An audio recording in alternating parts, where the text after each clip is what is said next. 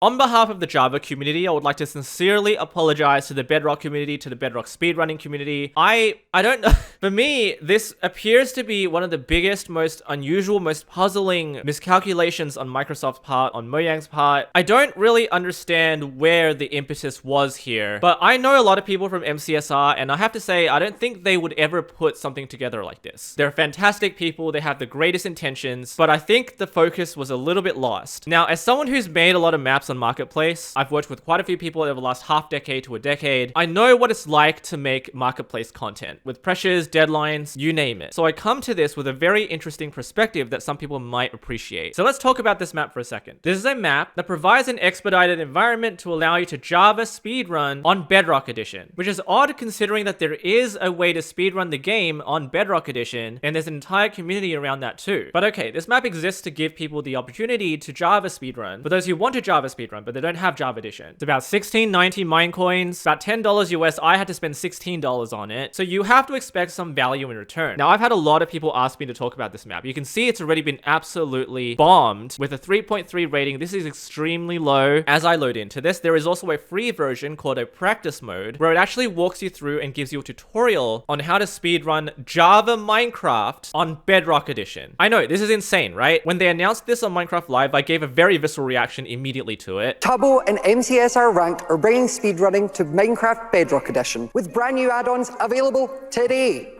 So, if you've been inspired by all of the crazy... But that is exactly what's going on. So MCSR, MC Speedrunning, have attempted to create Java speedrunning as an experience on Bedrock Edition, which, if you know, Bedrock has extremely different mechanics to Java. But okay, the potentially younger target audience probably wouldn't care about that. They just want to copy the best of the best. I have my certain issues with that point of view, but fine. We can hope that this map is of standard and can deliver on that. I'm actually just going to jump into a world right here. So random seed, set seed, weekly seed. And just by jumping into this, you are going to...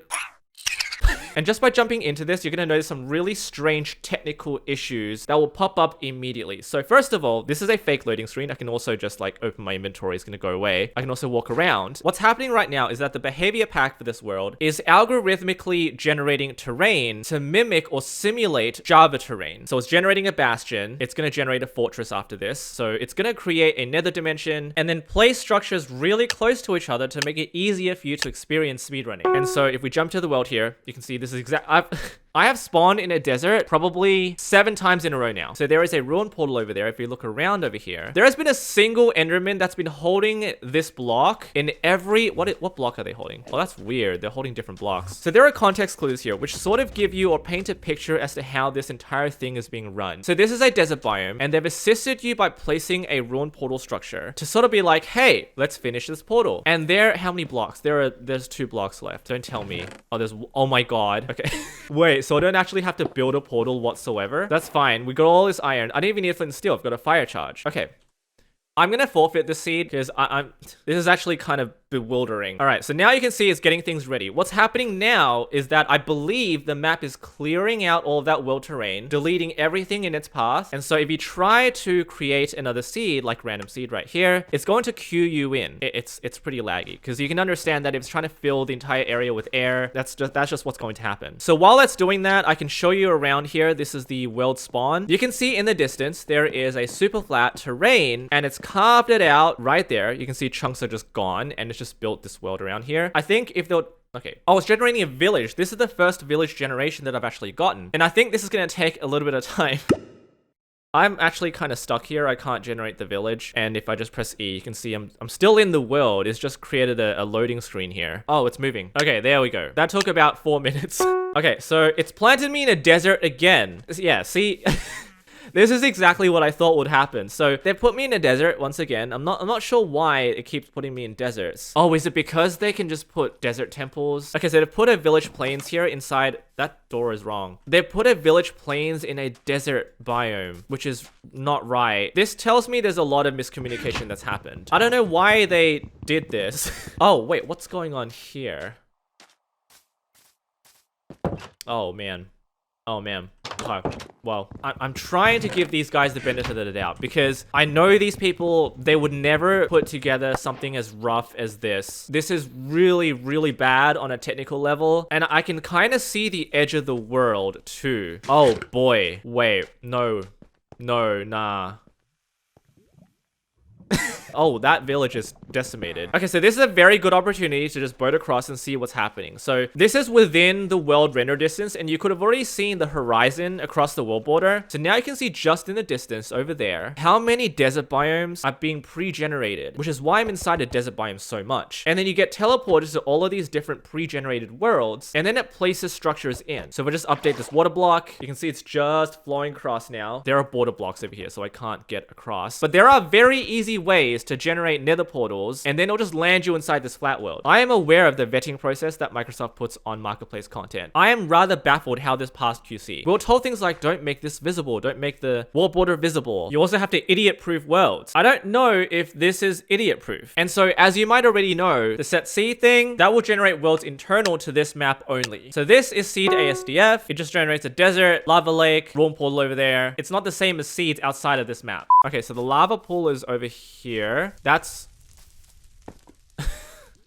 Okay. The thing is, you can tell the trees are already like pre-destroyed. So 1 obsidian, fire charges. All right. Okay, that's interesting.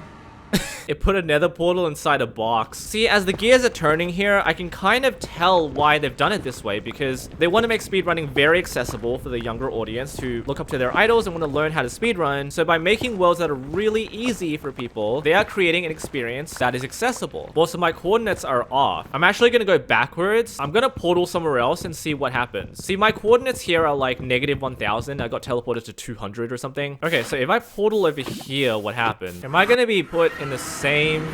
I am. I don't know how to get out of here. Just keep digging forward until I exit. We need a proper nether spawn. Then, once again, the vast emptiness of Superflat. From my understanding, from what I've read, they did consult with the Bedrock speedrunning community, and there was major pushback from them, very understandably, after which they decided to cut ties, and they continued on with this project. And because they realized the target market was there, they pushed on. Alright, there we go. We've got an actual village in a proper position. Oh my god. Are the doors just wrong still? Yeah, they are.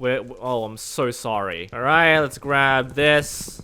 Okay. Why couldn't they just put the doors in the right spot? Did they not check that before they decided to publish this? You know what's really strange about this? When you break gravel, the gravel doesn't actually break. I think they're pre-breaking it and then giving you a flint loot. Yeah, so you can see just over there in the distance, that's the world border again. But we'll do what we came here to do. Okay, so we actually got placed inside the nether properly this time. So they placed the bastion in spot right there, and then there should be a fortress really close by to that. And there's the fortress. All right, so they make sure that both structures are really close together. So we have to get down. Java bridging. I know speed bridging does not work in this manner on Bedrock. I'm not taking this that seriously. Oh, now you can see here there is also a free map called Practice Speedrun World, and it has an overwhelming positive response. And you might be able to see why. Not because it's free, but that's also a really good thing. It immediately allows people to actually try it out without having to pay. So what this world is it has little training grounds for you guys to learn bastion routes, fortress routes, how to one cycle the dragon. What is this one? Oh, it's okay, build a nether portal as fast as possible. So you can keep running this as much as you can until you get really good at it. So I can see a lot of utility in a map like this because it allows people to actually practice properly the mechanics to improve their speedruns. And there are many other different modes here: fortress, bastion, one cycle. There are also practice modes which guide you on where to place blocks, tips on which routes to take, and everything in between. Note, however, there is no practice mode for the Ender Dragon one cycle. So that means you're gonna have to go inside, watch some tutorials on YouTube, and hope for the best. Maybe they struggle to find a way to do it, but I really think a practice mode should be included because this is literally the finality of the game. Also, what is up with these pillars? Either way, you can kind of see why this map is getting a lot better reviews because it does kind of tell you what to do in most cases, which then by comparison, if you look at Speedrun World, this begins to feel like a glorified world gen filter, which helps in a lot of ways, but why not just create worlds yourself? Anyway, that is my review of Speedrun World. I don't really recommend it to anyone. Try out the practice world and then create your own worlds. It gives you the truest representation or the challenge of beating the game as fast as you can. This map has a lot of problems to the point where it sort of surprises me. I cannot believe this passed quality control, the normally pretty strict quality control I was used to back in the day. I think a lot of internal discussions need to occur for this map. Although to spin it into something more positive, do check out the Bedrock speedrunning community if you're a Bedrock player. I hear they're working on some things that are free that you may find yourself interested in. That's all from me.